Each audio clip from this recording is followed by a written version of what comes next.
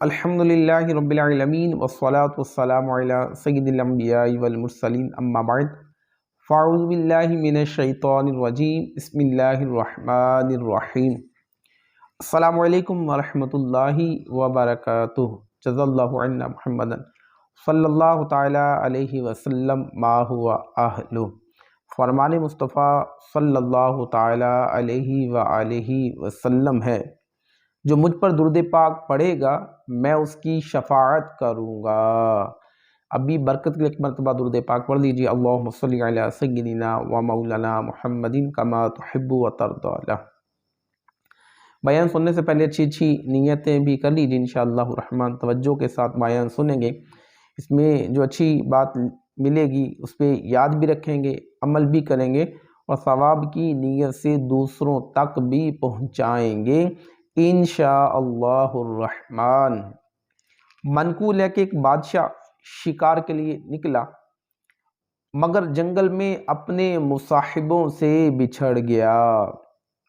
اس نے ایک کمزور اور غمگین نوجوان کو دیکھا جو انسانی ہڈیوں سے الٹ پلٹ رہا تھا۔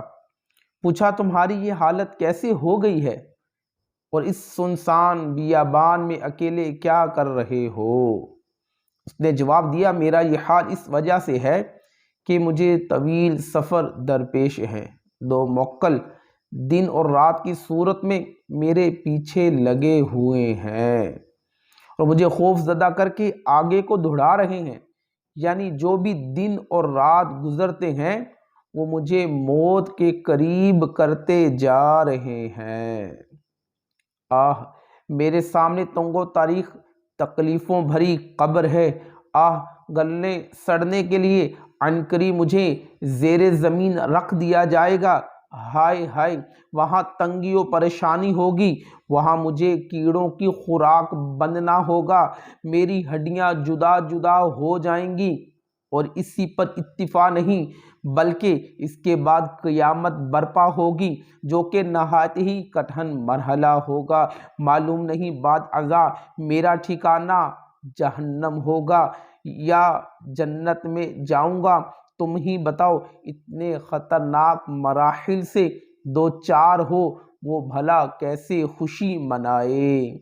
یہ باتیں سن کر بادشاہ رنج و ملال سے نڈھال ہو کر گھوڑے سے اترا اور اس کے سامنے بیٹھ کر عرض گزار ہوا، اے نوجوان، آپ کی باتوں نے میرا سارا چین چھین لیا اور دل کو اپنی گرفت میں لے لیا، ذرا ان باتوں کی مزید وضاحت فرما دیجئے۔ تو اس نے کہا، یہ میرے سامنے جو ہڈیاں جمع ہیں انہیں دیکھ رہے ہو، یہ ایسے بادشاہوں کی ہڈیاں ہیں جنہیں دنیا نے اپنی زینت میں الجھا کر فریب میں مبتلا کر دیا تھا۔ یہ خود تو لوگوں پر حکومت کرتے رہے مگر غفلت نے ان کے دلوں پر حکمرانی کی۔ یہ لوگ آخرت سے غافل رہے، یہاں تک کہ انہیں اچانک موت آ گئی، ان کی تمام آرزوئیں دھری کی دھری رہ گئیں، نعمتیں سلب کر لی گئیں، قبروں میں ان کے جسم گل سڑ گئے ہیں اور آج انتہائی قسم پرسری کے عالم میں ان کی ہڈیاں بکھری پڑی ہیں۔ عنقریب ان کی ہڈیوں کو پھر زندگی ملے گی اور ان کے جسم مکمل ہو جائیں گے، پھر انہیں ان کے اعمال کا بدلہ ملے گا اور یہ نعمتوں والے گھر جنت یا عذاب والے گھر دوزخ میں جائیں گے۔ اتنا کہنے کے بعد وہ نوجوان بادشاہ کی نظروں سے غائب ہو گیا، معلوم نہیں کہاں چلا گیا۔ ادھر خدام جب ڈھونڈتے ہوئے وہاں پہنچے تو بادشاہ کا چہرہ اداس اور اس کی آنکھوں سے سیل اشک رواں تھا۔ رات آئی تو بادشاہ نے لباس شاہی اتارا اور دو چادر جسم پر ڈال کر عبادت کے لیے جنگل کی طرف نکل گیا، پھر اس کا پتہ نہ چل سکا کہاں گیا۔ اللہ رب العالمین کی ان پر رحمت ہو اور ان کے صدقے ہماری مغفرت ہو۔ اس حکایت میں سفر آخرت کی طوالت اور اس میں پیش آنے والی حالات کا کس قدر رقت انگیز بیان ہے۔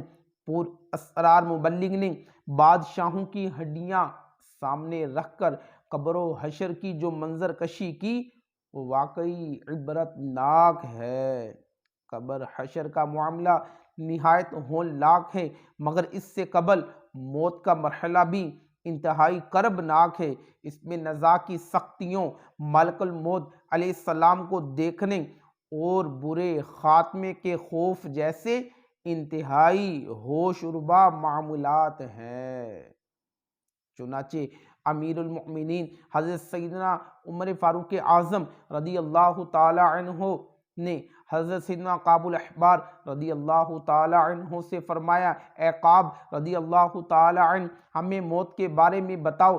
سیدنا کعب الاحبار رضی اللہ تعالی عنہ نے فرمایا، موت اس ٹہنی کی مانند ہے جس میں کثیر کانٹے ہوں اور اسے کسی شخص کے پیٹ میں داخل کیا جائے اور پھر جب ہر کانٹا ایک ایک رگ میں پیوست ہو جائے پھر کوئی کھینچنے والا اس شاخ کو زور سے کھینچے تو وہ کانٹے دار ٹہنی کچھ گوشت کے ریشے وغیرہ ساتھ لے آئے اور کچھ باقی چھوڑ دے۔ حضرت مولا علی المرتضیٰ شیر خدا رضی اللہ تعالی عنہ جہاد کی ترغیب دلاتے ہوئے فرماتے، اگر تم شہید نہیں ہوگے تو مر جاؤ گے۔ اس ذات کی قسم جس کے قبضہ قدرت میں میری جان ہے، تلوار کی 1000 ضربیں بھی میرے نزدیک بستر پر موت سے بہتر ہیں۔ تو پتہ یہ چلا کہ نزا کی سختیاں، ملک الموت علیہ السلام کا دیکھنا اور دیگر جتنے بھی معاملات ہیں، قبر حشر کے جو معاملات ہیں، ہمیں چاہیے ہم اس کی تیاری کے لیے آج ہی سے اپنا ذہن بنا لیں اور اپنی قبر و حشر کی تیاری کے لیے نمازوں کی پابندی کیجیے، اچھے کاموں کی نیت کیجیے، برے کاموں سے بچنے کی اللہ پاک کی بارگاہ سے توبہ استغفار کیجیے اور اللہ پاک سے توفیق طلب کریں۔ اللہ پاک ہمیں گناہوں سے محفوظ فرمائے گا، گناہوں سے بچائے، گناہوں سے بچنے کے اللہ ہمیں توفیق عطا کرے اور نیکیاں اپنانے کے اللہ ہمیں توفیق دے، اچھے کام کرنے کے ہمیں توفیق عطا فرمائے۔ آمین بجاہ نبی الکریم صلی اللہ تعالی علیہ وآلہ وسلم۔